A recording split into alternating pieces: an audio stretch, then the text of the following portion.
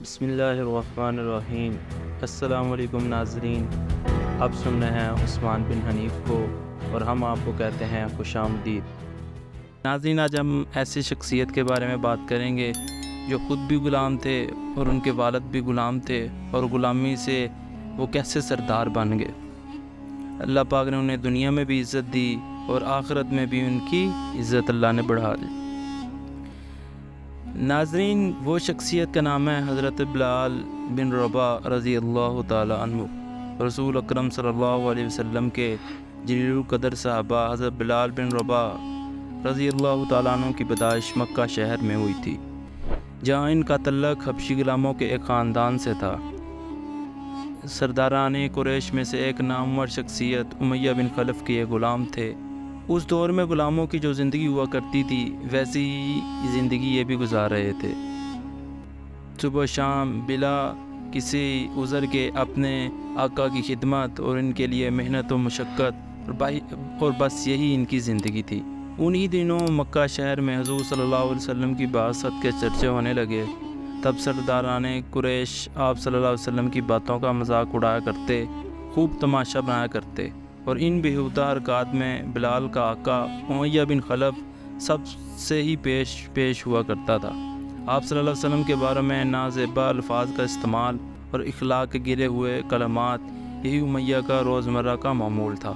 بلال کے کانوں تک یہ تمام باتیں پہنچتی رہتی تھی۔ دین برحق کی طرف دعوت دیتے ہوئے رسول صلی اللہ علیہ وسلم مکہ والوں کو جو کچھ کہا کرتے تھے وہ بھی، نیز جواب میں سرداران قریش آپ کے بارے میں جو کچھ کہا کرتے تھے وہ بھی۔ اس حوالے سے ایک عجیب و غریب بات جو ان کے دنوں بلال نہایت شدت کے ساتھ محسوس کیا کرتے تھے، وہ یہ کہ ان کا آقا امیہ بن خلف ان کے ہمنوا سرداران قریش رسول صلی اللہ علیہ وسلم کا خوب مذاق بھی اڑایا کرتے تھے، لیکن ساتھ ہی وہ اکثر اوقات آپس میں ایک دوسرے کو مخاطب کرتے ہوئے یوں بھی کہا کرتے تھے کہ ابا خدا، ہم نے کبھی محمد صلی اللہ علیہ وسلم کو جھوٹ بولتے نہیں سنا، خیانت کرتے ہوئے نہیں دیکھا، غداری، بے وفائی اور وعدہ خلافی کرتے ہوئے نہیں پایا۔ تب بلال کو بڑی حیرت ہوتی کہ یہ لوگ رسول صلی اللہ علیہ وسلم کا مذاق بھی اڑاتے ہیں، جتلاتے بھی ہیں، بیہودہ گوئی بھی کرتے ہیں،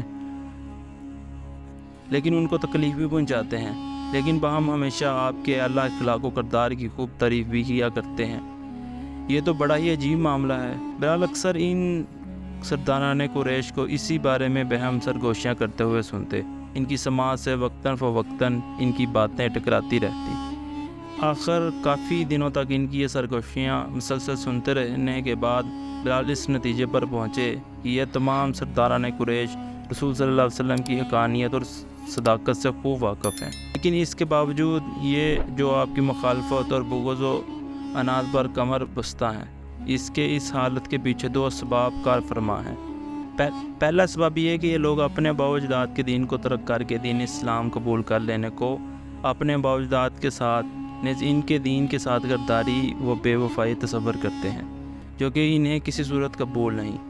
دوسرا سبب یہ ہے کہ انہیں یہ جو خوف لاحق ہے کہ دین اسلام قبول کر لینے اور رسول صلی اللہ علیہ وسلم کو اللہ کا نبی تسلیم کر لینے کی صورت میں انہیں دین اسلام کی تعلیمات پیروی کرنا ہوگی، آپ کا اتباع کرنا ہوگا، تب ان کی اپنی سرداری کا کیا بنے گا۔ اس کیفیت میں وقت گزر رہا تھا کہ رفتہ رفتہ بلال کے دل میں یہ خواہش پیدا ہونے لگی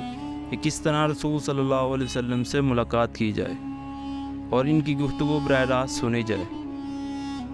چنانچہ ایک روز موقع پا کر بلال رسول صلی اللہ علیہ وسلم کی خدمت میں حاضر ہوئے، آپ سے ملاقات ہوئی، آپ کے مبارک گفتگو سنی، جس پر بلال انتہائی متاثر ہوئے اور دعوت حق پر لبیک کہتے ہوئے مسلمان ہو گئے۔ بلال کے قبول اسلام کی خبر مشہور ہوتے ہی بڑے بڑے سرداران قریش کا غصہ انتہا پر پہنچا، خصوصاً بلال کا آقا امیہ بن خلف تو آگ بگولا ہو گیا۔ تکبر و غرور اور غصے کی وجہ سے اس کا برا حال ہو گیا، اور وہ یوں کہنے لگا کہ میرا یہ حقیر سا غلام، اس کی یہ جرت کہ اس نے میرا دین چھوڑ کر محمد صلی اللہ علیہ وسلم کا دین اپنا لیا، لیکن اس نے اس بات کو اپنے لیے بہت بے عزتی اور ذلت و رسوائی کا ذریعہ سمجھا کہ میرا کوئی غلام میرے ہی دین سے منہ موڑ کر کسی اور کا دین اختیار کر لے۔ اور پھر وہ اپنے دوستوں کی طرف متوجہ ہوتے ہوئے یوں کہنے لگا،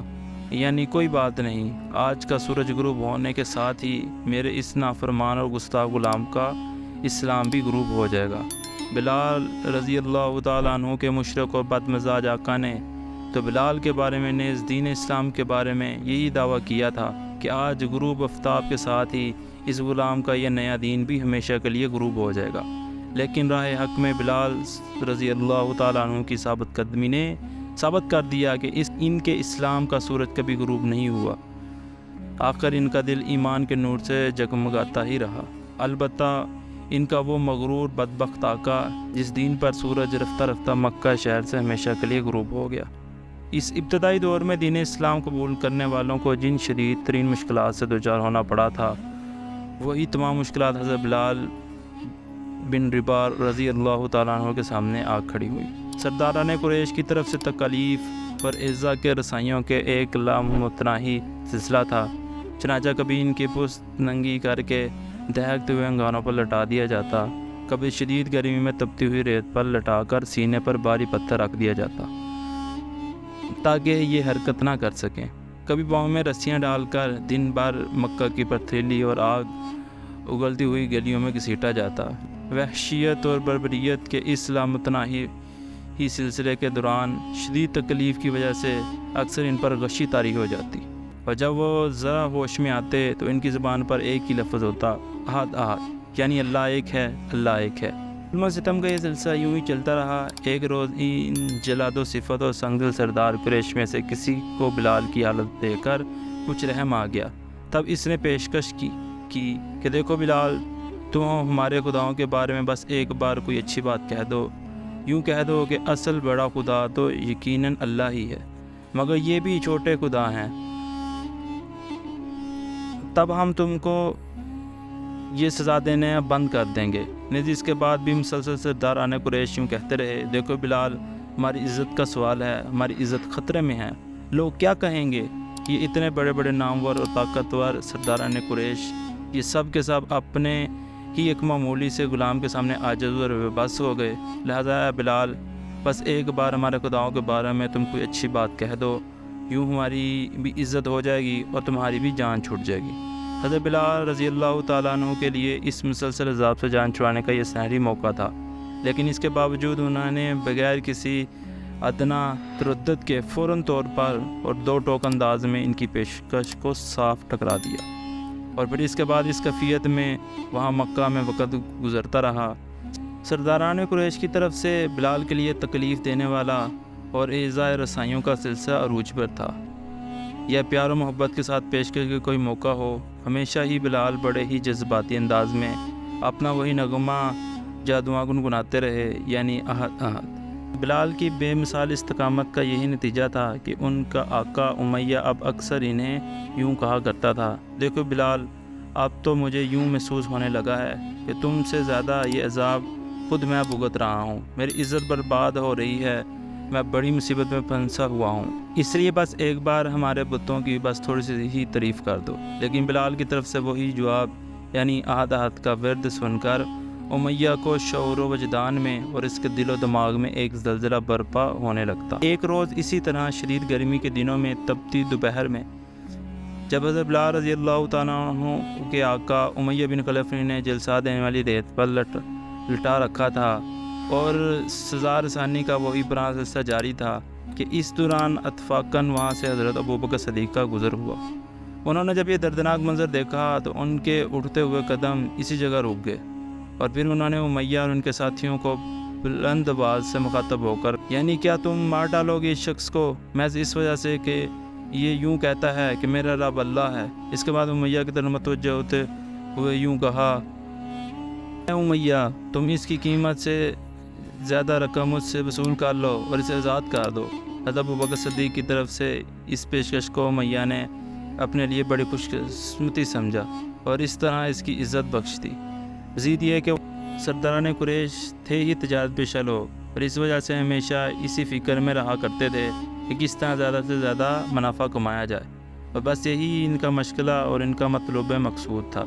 چنانچہ اسے حضرت ابوبکر صدیق کی اس پیشکش کو فوراً قبول کر لیا، اور تبھی حضرت ابوبکر صدیق نے بلا تاخیر فوری طور پر منہ مانگی قیمت امیہ کو ادا کی اور بلال کو ان سے خرید لیا، اور پھر اسی وقت وہیں کھڑے کھڑے امیہ اور اس کے ساتھیوں کے سامنے ہی